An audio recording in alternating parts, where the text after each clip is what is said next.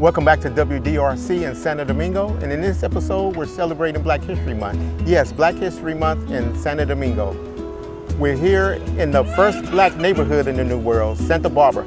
And to give us more background and the history of it is Omari, and he's going to tell you what we're going to show today. We are today located in the city of Santo Domingo, inside of the colonial zone, the old city, and more specifically, we're in a neighborhood called Santa Barbara. Officially, it is named Santa Barbara after the church that, the courtyard that we're sitting in currently, and more affectionately, it's known as La Negrita. As Brother Ronnie said, this is the first place in the Americas where the transatlantic slave trade began here in Santo Domingo. The first slaves from Africa and the first slaves who were Africans, or descendants of Africans, was here as well. And this neighborhood, La Negrita, is the heart of Afro-Dominican culture. It is the area where the slaves were housed and kept. And in this neighborhood, they were able to develop and establish their culture and imprint it into the Dominican identity. And in many ways, you'll hear me kind of say that the system of slavery was kind of an experimentation of sorts, where they started off more so trial and error, and then over the years and decades, centuries, it developed into the system of what we are familiar with in the United States with plantation type slavery.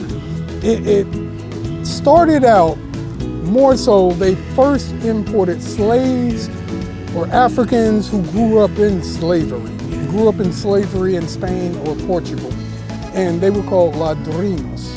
So ladrinos basically grew up in a life of slaves. They were kids of Africans who were brought into slavery, and they were born into slavery, grew up in a slave system. They knew Spanish, they knew Portuguese, and so they were able to communicate. And they were more so house servants as well. As you see here in the colonial zone, it's not a plantation, it's not a rural area. This is an urban environment. So the system of slavery here was not a plantation system. This was more so an urban type environment where they needed assistance, people to cook in the home, house servants, people, these conquistadors and their fancy armor and everything. They needed people to help attend to them, comb their hair, bathe them, that kind of thing, cook for them. So the first slaves that were brought over were specialists in those kind of things. And also metal workers. Metal workers were very important to the first colonies here. They were artisans.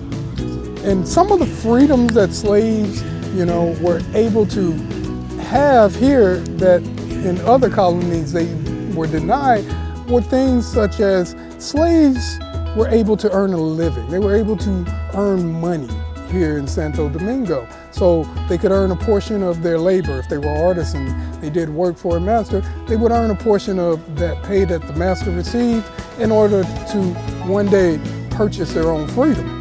And in fact, within 20 years of the colony being founded, from 1504, around 1522, 1524, there were record of ex-slaves becoming some of the richest residents of Santo Domingo, strictly because of their skills, in whatever their specialty were, cooks, metal workers, artisans, that sort of thing, all right?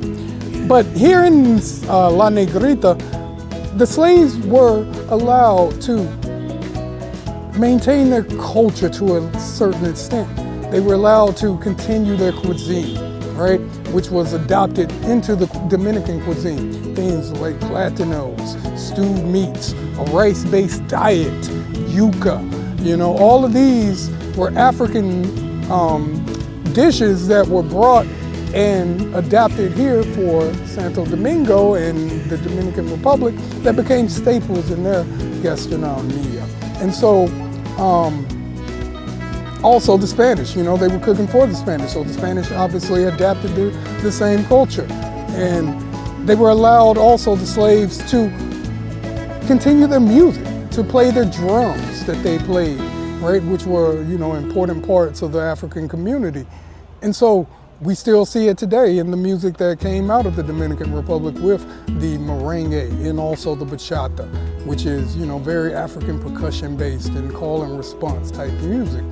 So that portion stayed. They were able to practice their religions, which we still see today. There, is a Catholic, they like to say it's a Catholic face on an African body here, because really the heart and soul of their spirituality is really African based in many ways. And voodoo still, is practiced to a certain extent here on the island with a Catholic face, obviously. But it came about and it stayed in the culture because it was allowed to persist, right?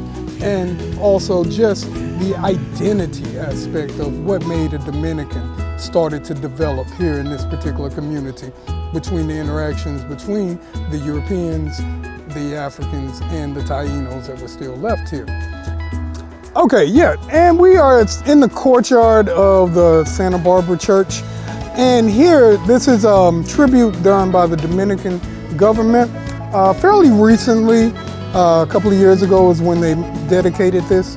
And in this courtyard was located the quarry where they took most of the coral stones that they used to build the buildings here in the older city. This is where they broke up the rock. This is the area where they took a lot of the corals to make most of the buildings and the wall, as you see here behind me. And it literally changed the landscape of this area. Like you see where I'm sitting now is kind of like where the original ground level would have been. And as we pan out, you can see that literally the earth has been reshaped to where they've taken down all the different layers of the rock and used throughout the city here. So here in this courtyard, the Dominican government has commissioned this particular tribute to the slaves. And it kind of explains also the slavery system and the attitude of the slaves here in the Dominican Republic. So if we start here at the very back end, panning back to the back, we see the slaves are seated upon coral rocks, all right? And they have the look in their eyes of, defiance, like they're ready to uprise, right? They're not accepting their situation, okay? And as we start to bring it forward, we also see the numbers, okay? It's mostly men and very few women. And that was how they imported the slaves. At first, it was mainly men, laborers to bust up the rocks, a few women who were cooks, artisans, that sort of thing. But it was a majority male population at first. And so as we start to continue panning, we're seeing more now the hands in fists, balled into fists. It's more of an aggressive stance. The faces are really showing anger, And the further and further we keep coming, they're now kind of breaking away from the rocks. There are less rocks up under their feet. They're moving away. They're standing up at this particular point, right? And we keep coming, and we come all the way to the guy here that leads at the beginning, and we get that look of him of freedom. His arms are separated, his fists are closed, his face is determined, he's looking forward. And in a nutshell, as I was describing, this is the Dominican idea of what is Dominicanism. Slavery technically never worked on the island here. It was started, but it never was an efficient system because the slaves here just rebelled. They jumped over this wall right here that's behind him. This is the edge of the city, and their neighborhood is right here on the edge. Literally, they jumped over this wall. They were free. There was nothing out there but wilderness. They would have start maroon communities along with the surviving Taíno Indians that were available and still surviving in the area. And so they started to expand on how that our concept of the Africanisms, the contributions of Africans developing into the idea of what is a Dominican today.